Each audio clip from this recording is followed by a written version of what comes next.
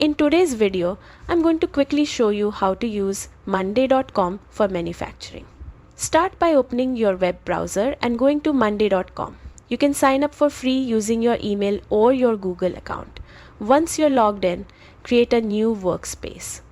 Think of this as your digital control room where every manufacturing project and task will stay organized. Next, head over to the template center and search for manufacturing or project templates.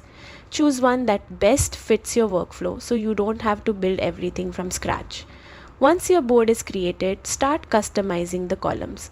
You can include details like task status, owner, due date, product information, and inventory levels so everything is visible at a glance. Use status columns to track each stage of production, such as cutting, assembly, or quality check. This makes it easy to follow progress step by step.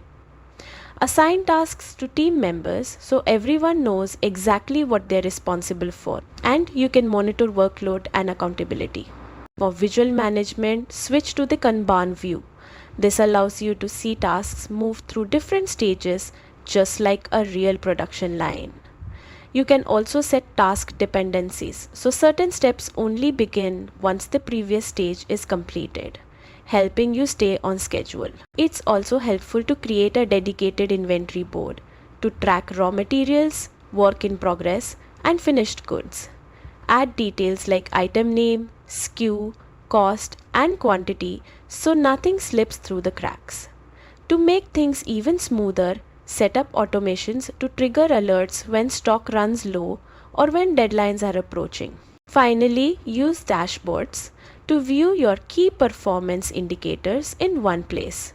This gives you a real-time snapshot of production health, team workload, and timelines. And that's it.